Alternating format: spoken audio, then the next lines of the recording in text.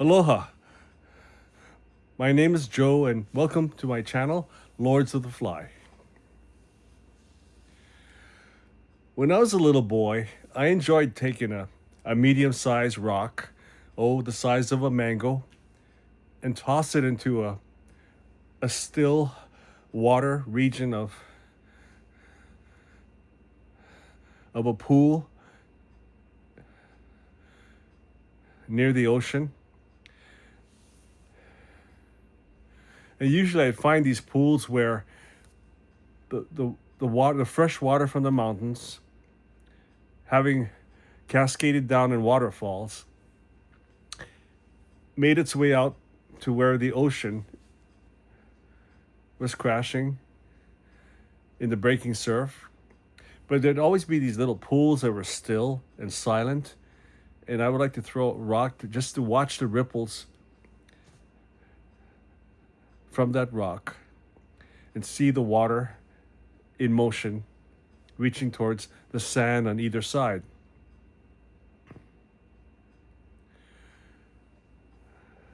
In the 1960s, one of the groups I liked listening to hailed from California, and they were the Beach Boys. One of the songs that the oldest brother, Brian Wilson, wrote was a beautiful song called Good Vibrations. And I thought Vibrations would be a good title for this video today.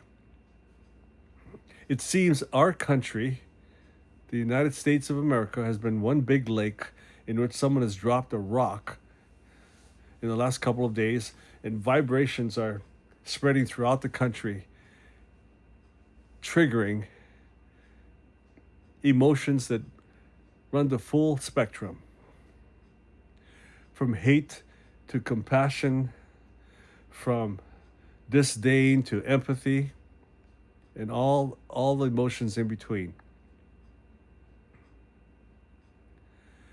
A political activist of the conservative ilk was assassinated this past week, and it's created a lot of feelings in a lot of Americans. I was just speaking to a family member today. I spoke to a family member yesterday, and they were impacted in similar and in different ways. I personally didn't agree with the person who was assassinated. My political views were different than his. But what I find atrocious is the way that someone who didn't agree with him ended his life. And it's just really sad, and it's really unfortunate that his wife and two young children were in the crowd. What had happened was Charlie Kirk was assassinated at a university in Utah.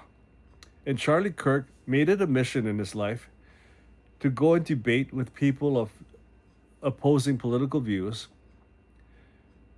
And I think in a time of Trump, where the country is greatly divided, while I didn't agree with his political viewpoints, I found it courageous that Charlie Kirk would attempt to do what he was doing. And in a strange, ironic sense, it was almost healing and unifying for the country that he was willing to do this, while Republicans were running away from town halls, scared to meet the anger of the townspeople, whom they were supposed to represent, but who disagreed with their views.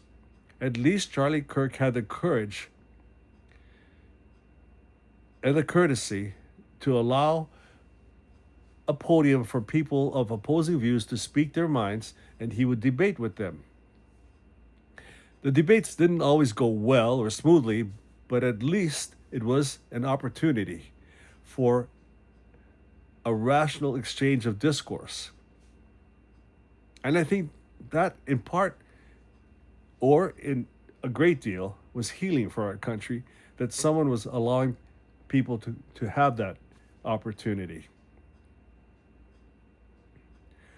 Debate even if it's a rousing debate, is better than the impact of a bullet taking a man's life, leaving a widow and 2 children.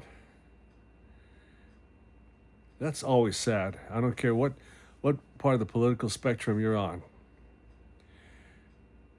And as I speak to you, I'm speaking to my future self 12 years from now and to my grandchildren. And I hope, for your sake, my family, that you're living at a time under a different president who doesn't believe in dividing the country, but believes in unifying it. In 1782, the Continental Congress of the United States met and voted on adopting a motto for the country. And that motto was E pluribus unum. Out of many, one. Out of a country that was mixed, a mixed political and racial pot, a melting pot, if you will, kind of like the Hawaii I grew up in, with all kinds of different races and backgrounds, and the people becoming one as a state. In 1782, America was a young country, and democracy was an early experiment, the future of which was not secure. And later in the Civil War, that experiment was put to its greatest test up to then. But in 1782, the Continental Congress met of one mind and adopted E pluribus unum, out of many, one, as a national motto. And we saw that motto on our coinage, our currency. And when I learned how to say the Pledge of Allegiance at the age of 5, I remember stumbling over one particularly hard, multi-syllable word, and that word was indivisible. One nation, under God, indivisible, with liberty and justice for all. And if anything, our country is definitely not indivisible under this current president that we have. He's managed to find a way at every corner to divide people. He's very much of the old Roman mentality, divide and conquer. And he's got a bunch of sycophants that kiss his butt and let him do just that. Anyway, I know there's many of you that disagree with my viewpoints on that. You probably are deeply in love with this president. I'm not. I remember far better presidents of both parties serving our country. Serving our country, that's the key point. Not serving oneself, not being a monarch or a king, but serving the country. Even when John F. Kennedy ask not what your country can do for you, ask what you can do for your country. He said it in such a kind and humble and leadership way that it was worth listening to, adapting to, and doing something about. Well, I'm making this video today entitled Vibrations because I would like the vibrations, the vibes in our country to return to a state of normalcy.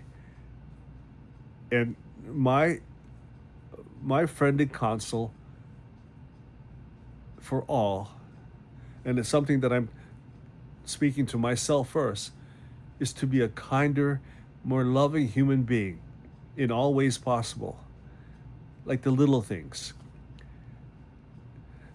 When you speak with your wife or husband tonight, with your children, be tender-hearted and kind. Start there.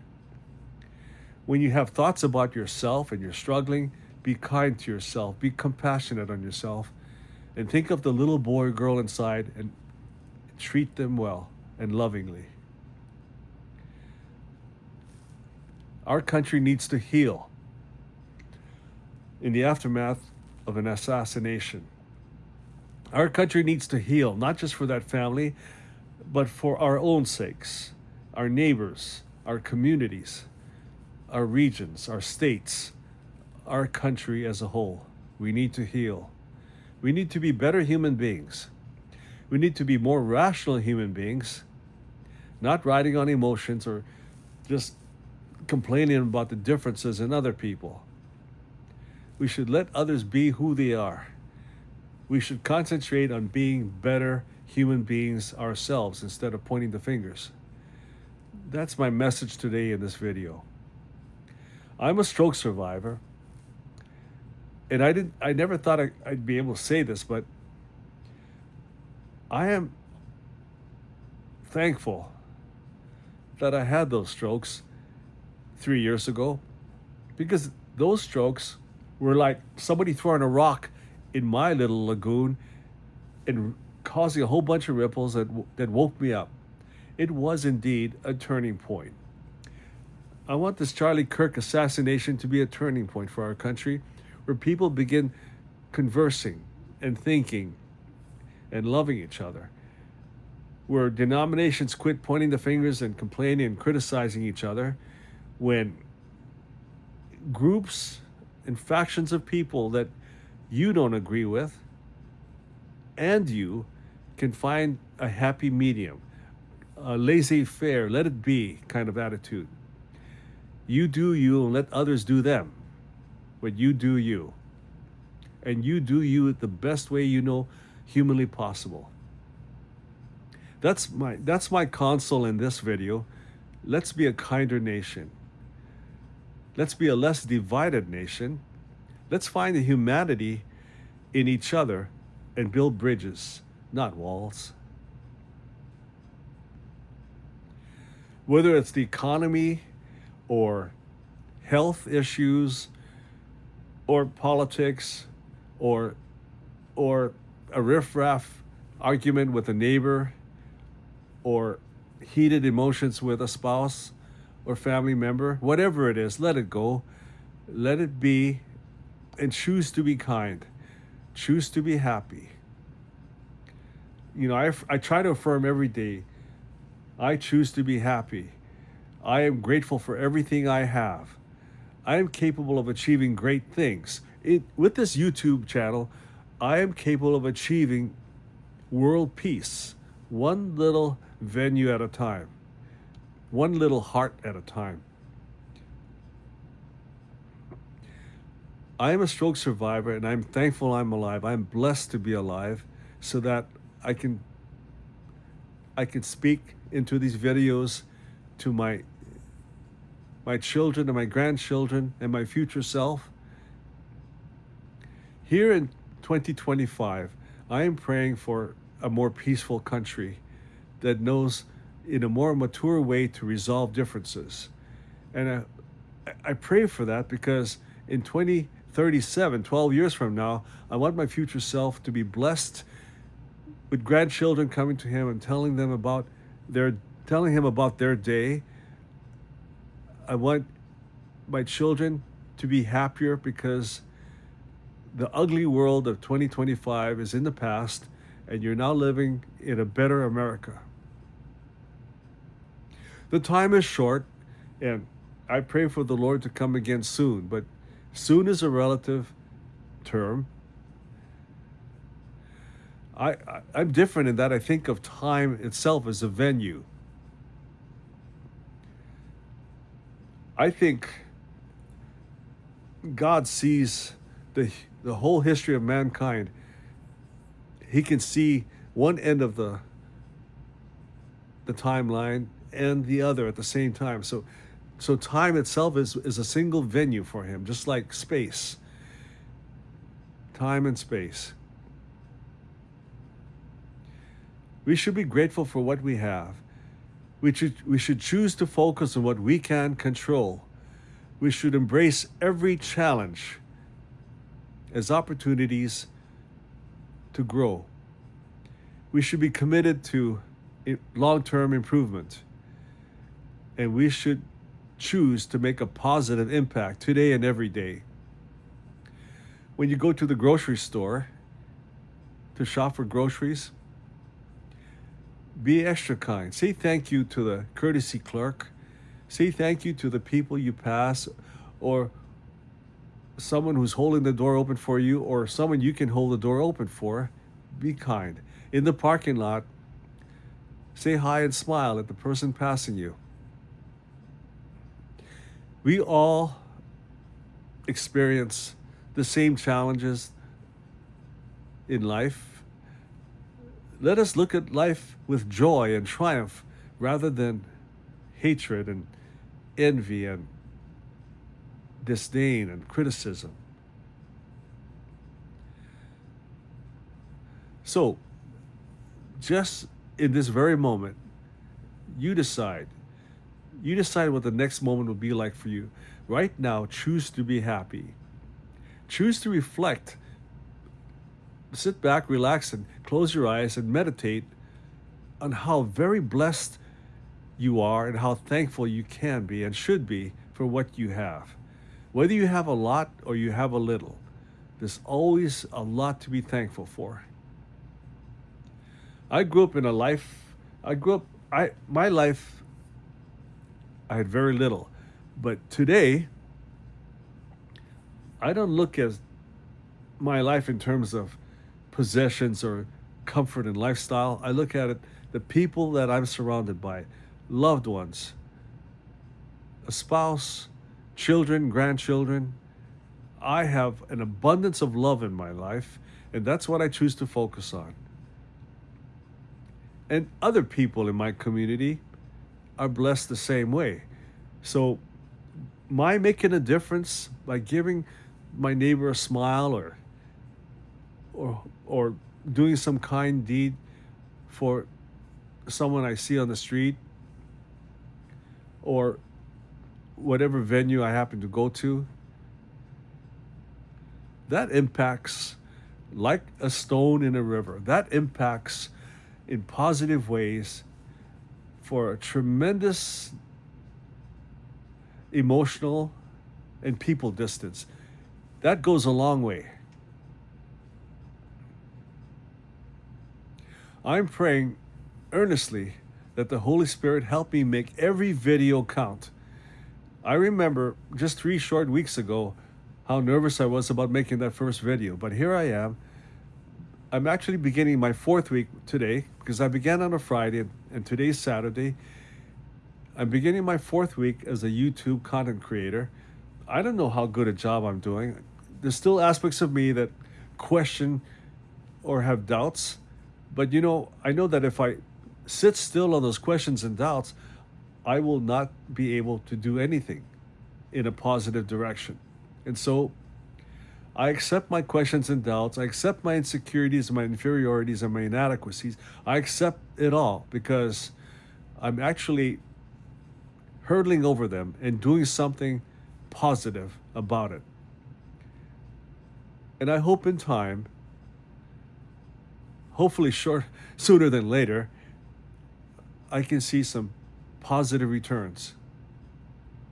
Right now, I'm investing in a YouTube, like I'm investing in a stock blindly. I don't know if this investment is a good one yet at this point. All I know is that I believe with all my heart that I'm a better human being for having done this, or at least started this journey on YouTube. Because I can see I've improved in some respects. I've overcome my fear, and that's a good thing. At 73 years of age, that's a good thing. I shouldn't have to fear life. I should immerse myself into life. And I'd like to encourage those of you similarly situated,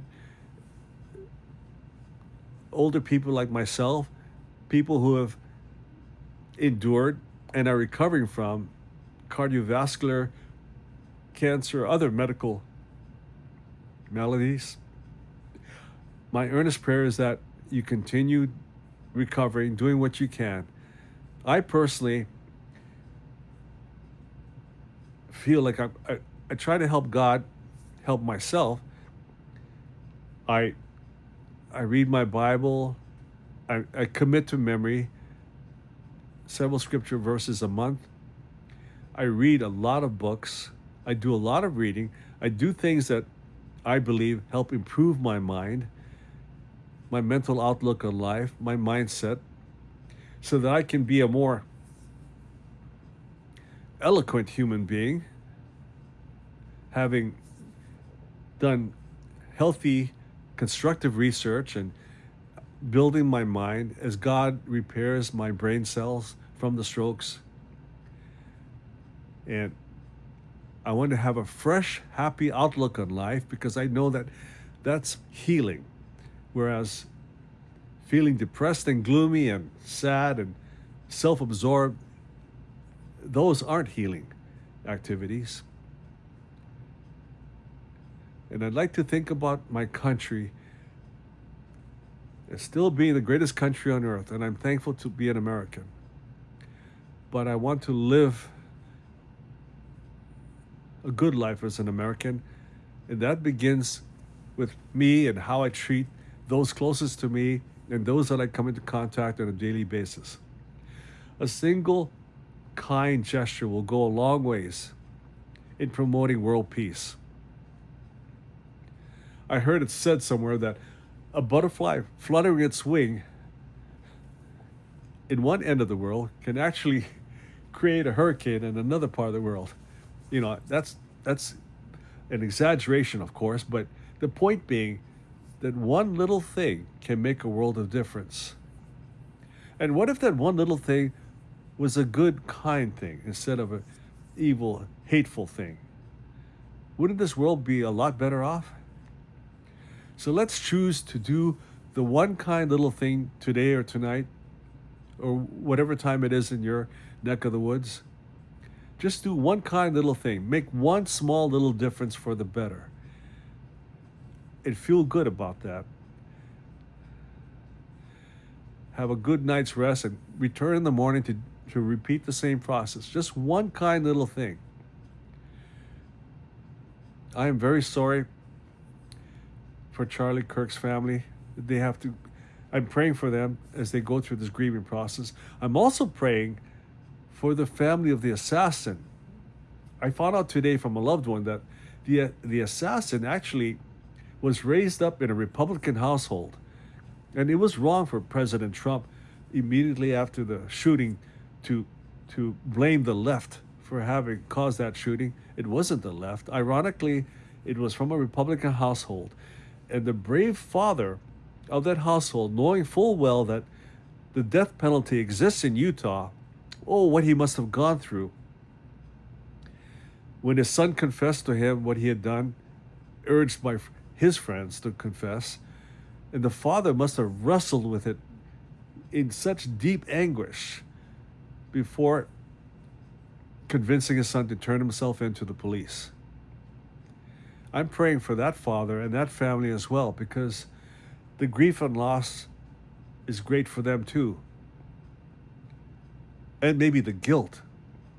I'm praying for those who are tempted to do counter strikes like this silly world that we've become, this divided America, is apt to do. I have a loved one working in a town where hospitals have been plagued with death threats for those who are of a certain persuasion. And then there's some atrocities that have happened this past week as well. I was told by a loved one that a young Ukrainian girl got onto a bus that was mostly populated by black people, and that somewhere in the darkness, someone from behind stabbed her to death. And that's sad. I also heard in the news this week that someone was beheaded. I mean, there's some atrocious things happening in America. And I'd like our political leaders who have contributed to this feeling of divisiveness between groups, the hatred and dissension, I'd like them to be held more accountable. And I'd like people to wake up and think twice before doing stupid things. And so, again, I want this video about vibrations to end well. Let the vibrations be good vibrations. Let America nestle in a tsunami of good vibrations. Again, for Lords of the Fly, aloha and mahalo for joining me. My name is Joe. If any of this resonated with you, or if you liked it, please subscribe. And thank you for being here. And for those of you who are new, welcome. For those of you who have come back again, welcome back. And until next time, aloha and mahalo. Goodbye.